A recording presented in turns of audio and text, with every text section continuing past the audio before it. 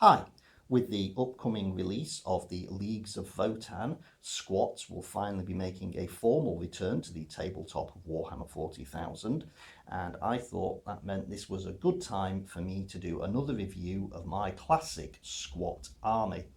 Now, the army is organised along the lines of the Imperial Guard, so this first squad that I'm showing off is a little out of place, because if I wanted to field this as my regimental command unit, I would actually have to go to the Dark Angels Codex and field it as a Terminator Captain and a Terminator Command Squad from the Death Wing.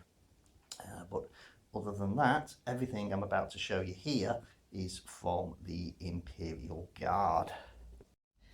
Starting with some character models, going from left to right, I have a Master of Ordnance, and this is the only figure amongst these that is a conversion. It's made from one of the regular plastic squat troopers that was released way back when they got a dedicated army list. It was during first edition, of course, and to him I've added a Vox set, and the head actually comes from a third-party manufacturer who does some World War One style dwarves as Russian troops, and since I had a shortage of squat heads for some of the plastic figures, I bought some of those, and you'll see that head used in a few other places later on. But put together, I think that makes a rather nice officer with a Vox set ready to call in some artillery support. Next to him is a figure that isn't actually from the Warhammer 40,000 range. This is from the Warhammer Fantasy range. It was one of the dwarf adventurers. He's a wizard, but I thought the robes looked rather reminiscent of an astropath. So by painting them green, I have a company astropath who happens to be a squat. Next to him, I have two more Psychers. These are Primaris Psychers, and I've just used the living ancestor figures to create them. Then moving on, I go really far back in the terms of squat figures, and these are from the Iron Claw range, which is among some of the very first ranges of figures done for Warhammer 40,000, and these two are filling the role of priests. I found that Guildmaster figures make the basis for excellent Commissar models. These were intended as the leaders of tech guilds in the original squat army list, and they were sort of like motorbike gangers. But these figures in their trench coats, with the addition of suitable weaponry, are now Commissars for my Imperial Guard squat regiment. Of course, there will be a number of vehicles in this army, so I need tech priests to maintain them. And the original squat tech priest figure from the days of Rogue Trader was just in powered armour with an axe, but he didn't have all the sort of like mechadrites and such that now characterise those types of figures in the Imperial Guard army. So I've looked elsewhere for my tech priests, and I've started here with the limited edition Tech Priest Grimbadal, I believe it's pronounced, and he is here with the accompanying Gretchen, who I have painted up as a servitor, and several of the original squat servitor figures. And of course, for the servitors, I've gone with a colour scheme which I've based off the Borg from Star Trek The Next Generation.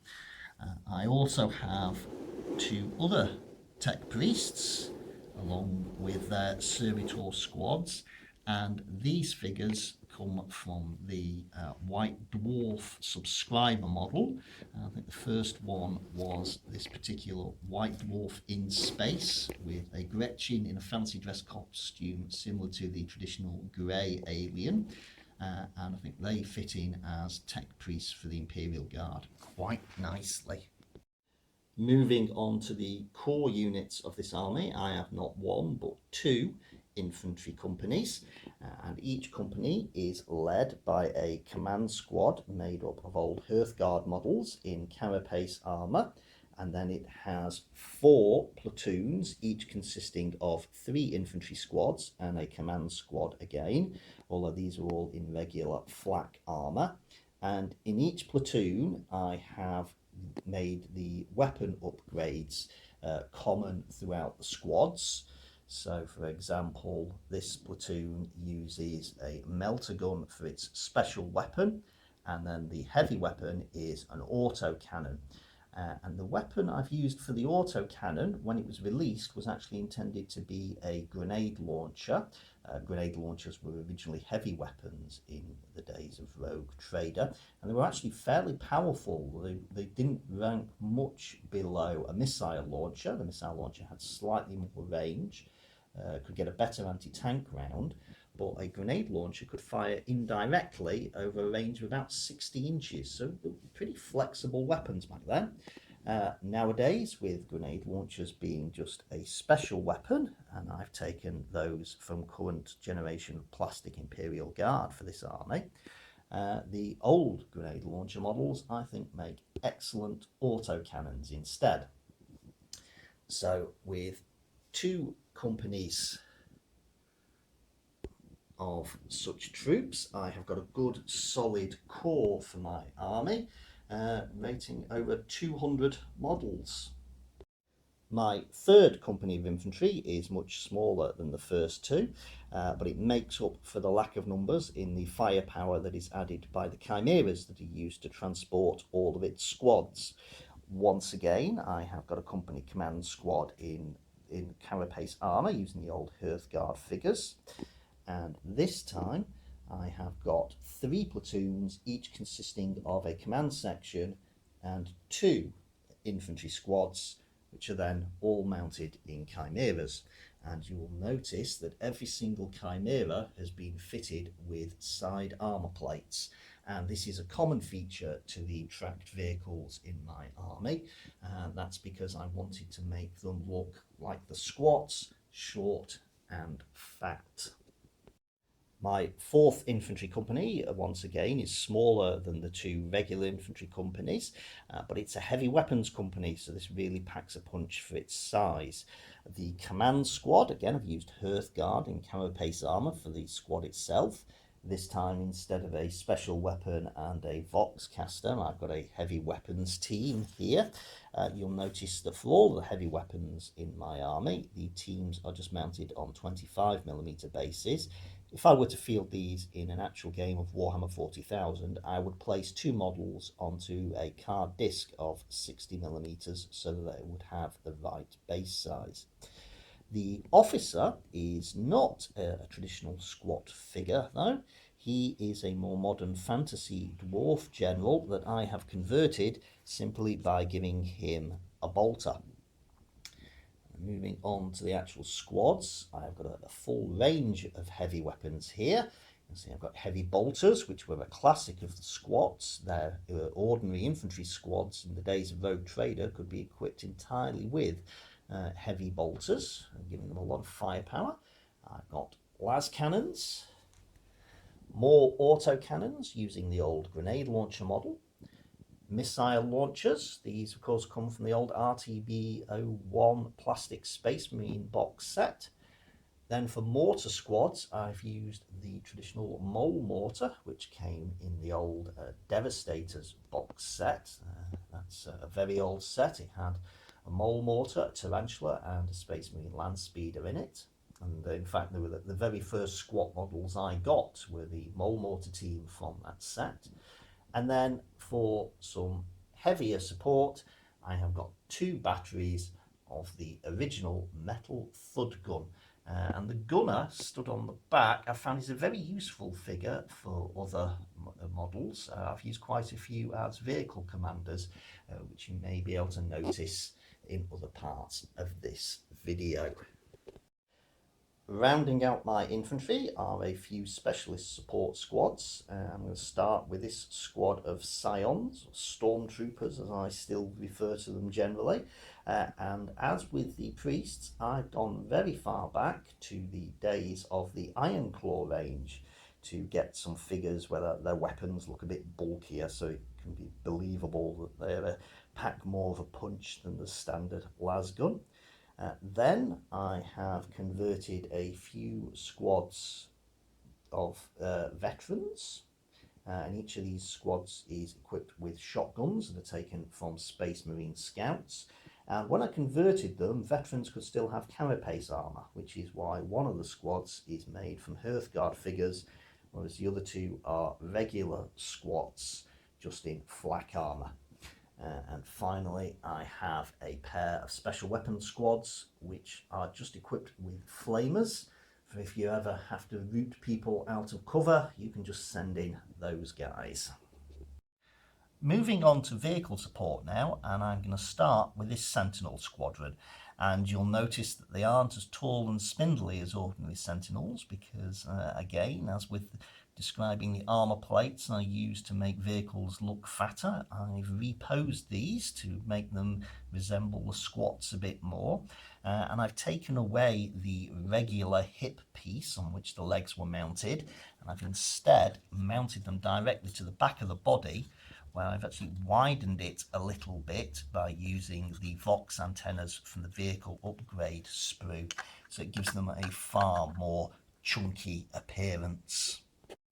Of course, you can't talk about Imperial Guard armour without talking about the traditional Leman Russ tank, and my squat regiment is no different. So here is a full company of squat Leman Russes.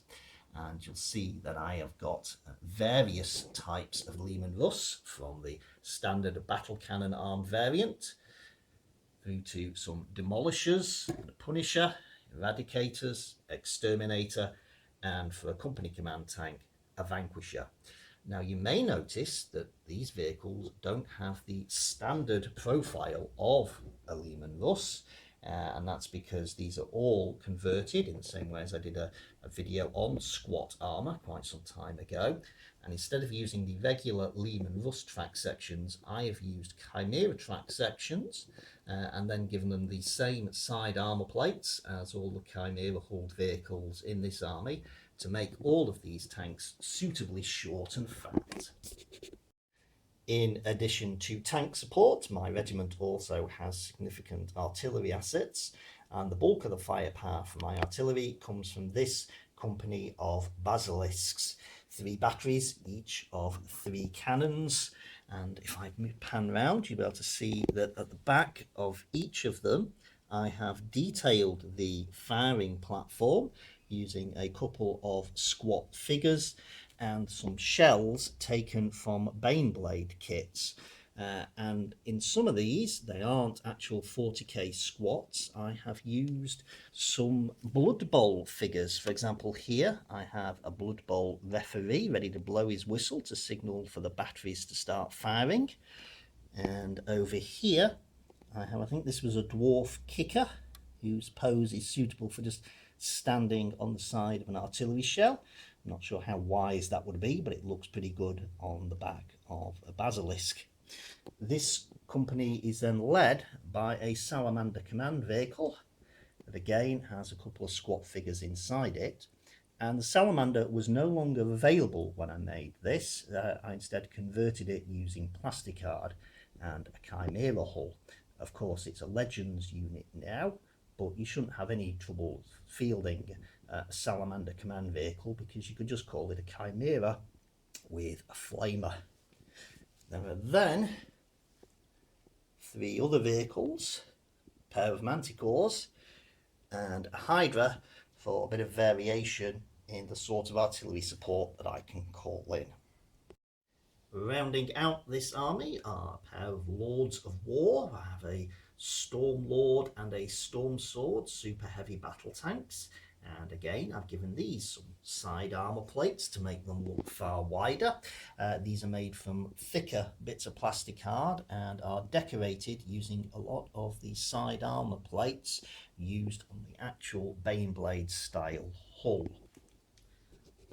I'm going to finish this video off just by looking at a few of the objective markers I've made for this army.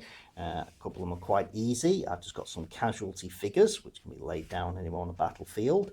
Then I've got some more sort of regular Imperial Guard accessories glued to bases, and this one also has a Fantasy Dwarf telescope on it.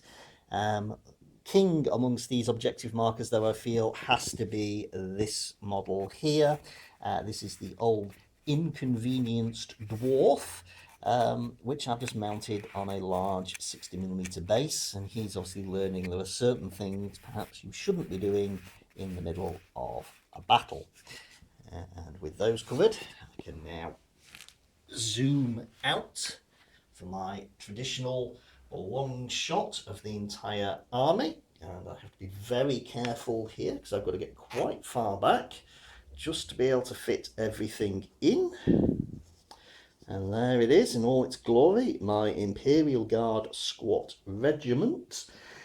4 companies of infantry, a company of tanks, a company of artillery, a pair of Lords of War, and a few support squads. And I hope you enjoyed looking at this today.